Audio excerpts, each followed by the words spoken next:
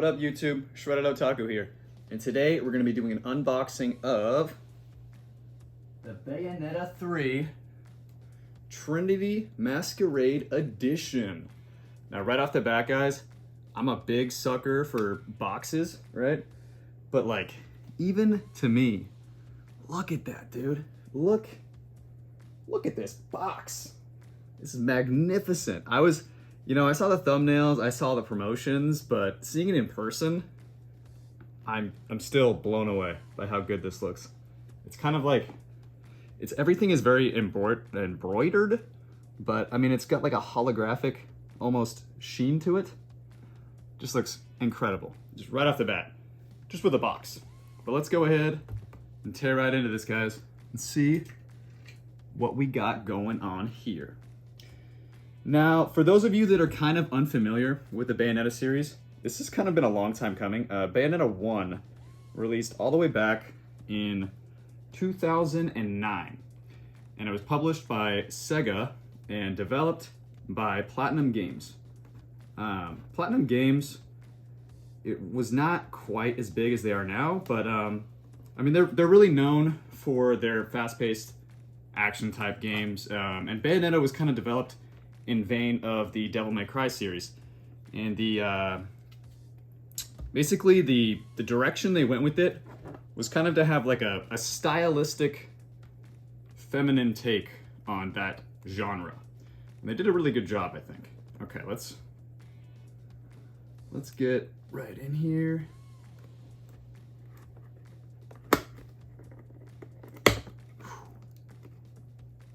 I always bend the card. It's like impossible not to bend the cardboard. It's so infuriating sometimes. Especially if you're like me and you have super bad OCD. But okay. Then we fast forward a little bit. Bayonetta 2 was released all the way in 2014. And it was actually bought out, the series as a whole, holy crap, was bought out by Nintendo, where we got Bayonetta 2 on the Wii U exclusively in 2014. Now, fast forward all the way from 2014 to 2023. Sorry, 2022, almost 2023. Whew. But yeah, like a big gap there, right? And we have Bayonetta 3. And holy crap, look at the presentation of this. This is incredible. Oh my god. You know, it's funny. In the thumbnail, when they were promoting this, they mentioned that there was going to be 3 alternate covers for the games, but all they really showed was like, sorry if this is a bad angle, all they really showed was like the actual art. Like it looked as if they were going to ship me a piece of paper. So I went ahead and, this is kind of funny, but I actually ordered some fake, I'll show you.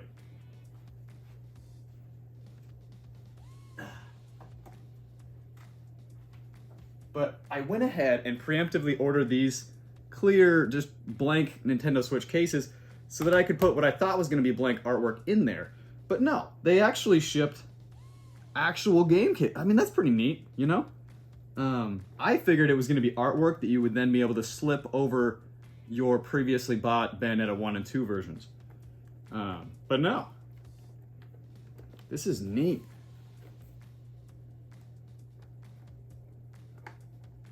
So the trick here is how do they want me to open it? Because they can't expect me to want to actually hurt it, right?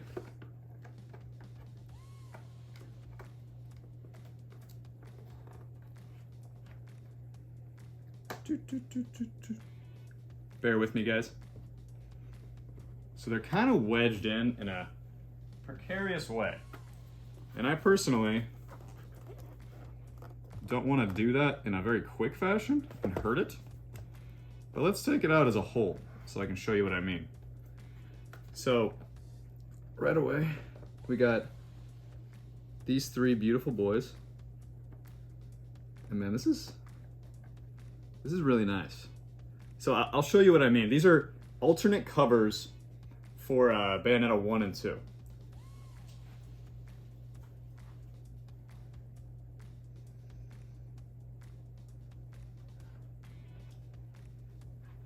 Now, if you already own Bayonetta 1 and 2, then you could theoretically put your copy in there.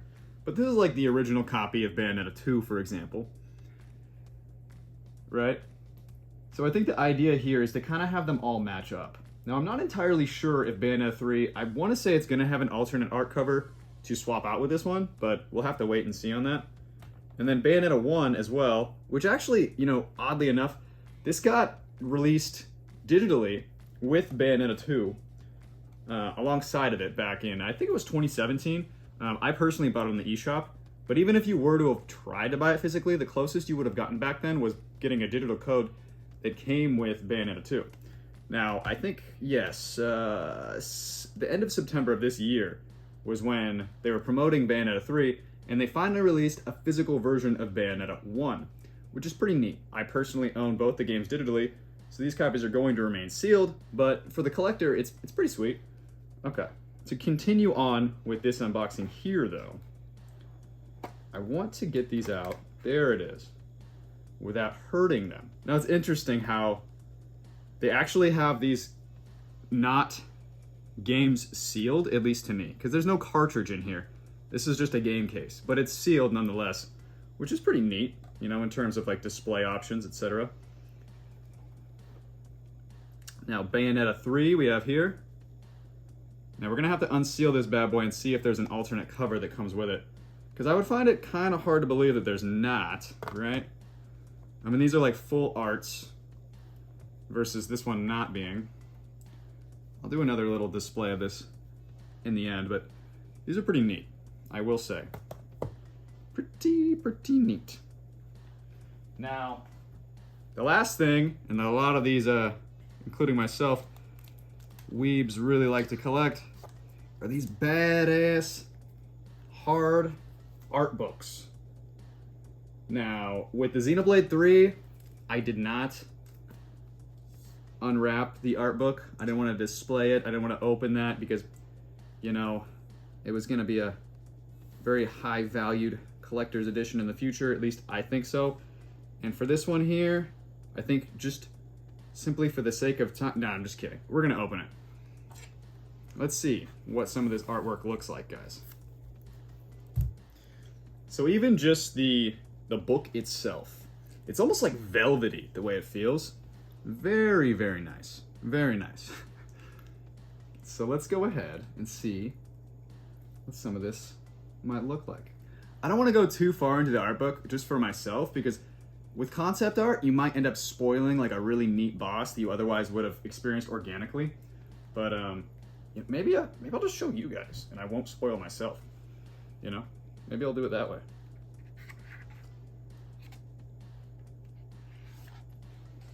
Very detailed.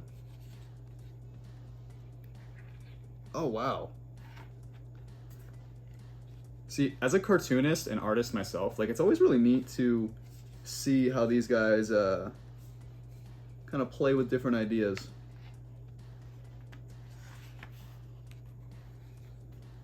This is really nice. I love the smell of art books, right? Or just books in general, right? When you open them. This reminds me of school. Very, very neat. And it's gonna go super in depth with like weapons and stuff, it looks like even. Okay, so I'm gonna fast forward and just see something crazy, but I almost don't wanna look myself. Okay, that's super neat page. Yeah, so we got tons of weapons. Just like really in depth. This is like a really thick book. I'm definitely not going through this whole thing with you guys. I'm sorry. But you are getting a pretty general idea of what this has to offer, which is all of the art that you would feasibly ever want to look at. Very nice, very well done. And I really can't get over just how good of the quality just the book kind of feels in my hand. I really like stuff like that. Put that all in there carefully like.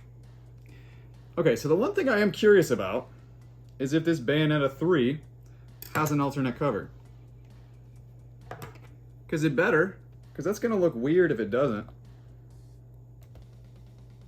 I don't like that red spine. I'm really not a fan of red spines.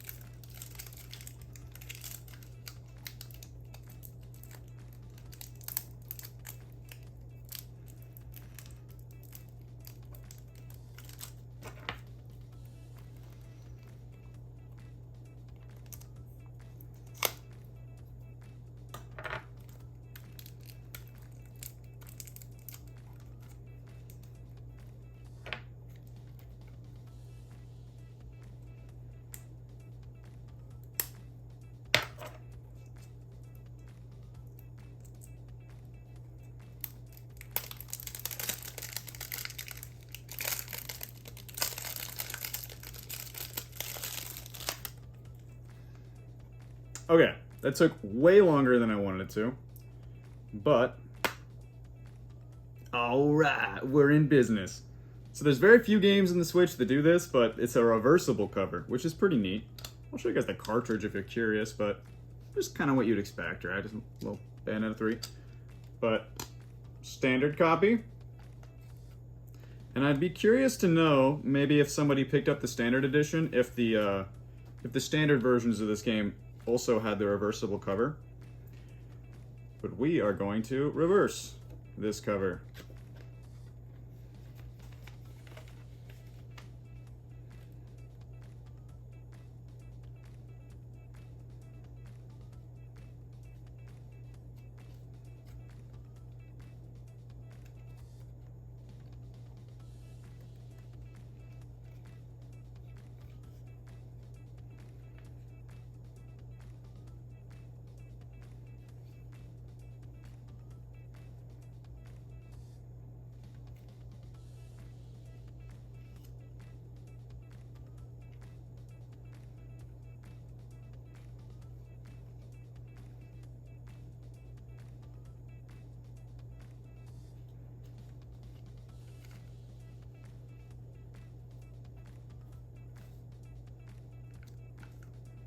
And that looks pretty rad, I must say.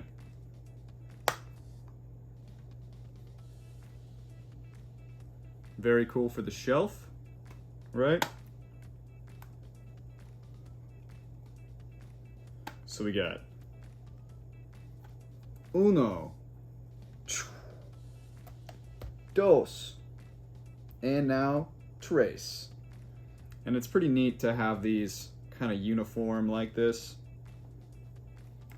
You know, all the Nintendo Switch game cartridges cases, they all have these red spines, which is, you know, fine. It's very uniform, but on a shelf it looks kind of boring. These are black. I was honestly hoping they would be like, you know, like purple, red, blue. But this is cool too, just to have it kind of offset. I'm going to go ahead and show you a couple other examples really quick of some different reversible covers so you kind of get a general idea. A couple other examples of games that have done this have been Splatoon 2 and 3, and if you own Splatoon 2 and 3 and didn't know this, you're welcome for blowing your mind. But you can reverse these covers, and they're pretty sweet. I think they just kind of pop off the shelf in a really cool way. My personal favorite is actually Goddamn Superhero, or No More Heroes 3. This is a really funny reversible cartridge. It almost looks like an Atari game, but side note, guys. Anyway, so back to Bayonetta 3. Awesome special edition. Absolutely incredible. Blown away for the $90 price tag. I think they did a really fantastic job on this. And yeah, that is my unboxing. But we're still here. I do want to share my thoughts on what has been the Twitter controversy around the Bayonetta series and the voice actor, Selena, whatever the heck her name is. Not super important. But basically, guys, like, I just want to give my thoughts on that. Just, you know, after the whole thing has transpired, I'm not one of those YouTubers that's going to sit here and, like, comment on a scenario as it's taking place. But now that we can all kind of wind down and look at it, the whole situation as a whole, it's kind of funny. And my initial thoughts are the exact same as, you know, they are now. But, so basically, like, the voice actor was hired back to do the Bayonetta 3 role. And her whole thing was that she Twitter slandered the entire company by saying, like, yo, these guys only offered me $4,000 to return as Bayonetta in Bayonetta 3. I, of course, turned that down. You should boycott this game because I'm not in it, and this person doesn't deserve to be Bayonetta, and this is just an example of what's wrong with the industry today, and you should not support these greedy people, etc., etc., etc. And it just progressed further from there. So I thought about this, and my first thought was, that's super weird. And then I thought about it deeper, and I still was like, man, that's super weird. This is kind of like a cancel culture, Gen Z type scenario that I just can't relate to. But I really tried to sink my teeth into this subject and imagine a scenario where I could relate. And I was like, well, what if, like, Goku from Dragon Ball had this happen to him? Like, what if Sean posted on Twitter and he was like, yo, new Dragon Ball anime is coming out this fall, but I'm not in it. They only offered me $20 to be Goku. This is crazy. I have kids. What do I do? guys, you have to boycott this because this is really unfair, and like the anime community as a whole would benefit from this, and it would show them that they have to pay, etc. You know, he could do a whole thing. So the problem with that scenario is like, yes, I could imagine myself getting emotions from that and being like, yeah, Sean, like, screw that. And I don't want to watch Dragon Ball without your voice anyway. But let's, you know, imagine the one-to-one scenario in terms of what happened with the Bayonetta series, which is this game was already developed. Everybody else already had voiced their parts, and she made this tweet 2 weeks prior to the release of the game, when all the fans are excited to pick it up, including myself, and everyone else already did the work. So, like, let's imagine, you know, Goku, Sean, hollered at everyone on Twitter to do that, and Vegeta, Piccolo, which are the same person, Gohan, everyone else, they've already voiced their parts, and they're already invested in this. They've already put the time in. They took the job, you know, whether it was their entire source of primary income or it was a fun thing for them to do. They put the work in already, and they're expecting to get paid. Also, whenever these movies, video games, whenever anything in the media industry does well, people are generally paid off of bonuses. It's like an incentive to do a good job. So now it's like, okay, we voiced our parts. All the people in the Bayonetta series have done the work, especially the developers have coded this game tirelessly for almost a decade. And you want to rob them of that because you didn't want to do the part. It's not like you did the work and then they paid you less than what you were promised. You literally turned down the job. So you are now robbing or trying to rob all of these hardworking coders, developers, other voice actors of their hard work just because you feel entitled to more money. Well, I have news, Serena, whatever the heck your name is. You should get another job. Like, that is my honest thought, and I think that anyone that disagrees with that really needs to, like, take a step back and just look at just business and marketing and acting and everything else as a whole and realize that, like, throwing other people under the bus to kind of get your way is never going to be a good idea. Like, this person violated a non-disclosure agreement. They are going to be blacklisted and probably never get a job voice acting ever again. I certainly wouldn't hire her. I don't care if she wants to do it for $20. I would pay her $20 to never work with me, right? So, something to keep in mind, guys. Cancel culture, all that stuff, super dangerous. Twitter in general, super toxic. Let's keep that stuff out of the game industry, you know? And I do feel for people that aren't getting paid enough. I really do. I'm not like a corporate dude. Trust me, I'm not. I don't make enough money to be that guy.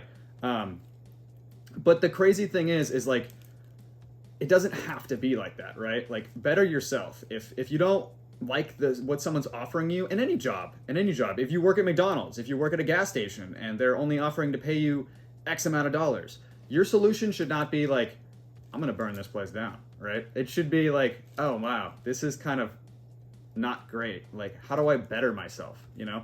And that's what she should have done. And if she wanted to low-key talk to other people in that community and be like, hey, maybe get out of voice acting, or like, hey, we should, you know, hire a Kickstarter. I don't know, man. There's other ways to go about that. But that's just my, you know, feedback, my little rant on that whole thing. Had to give my thoughts.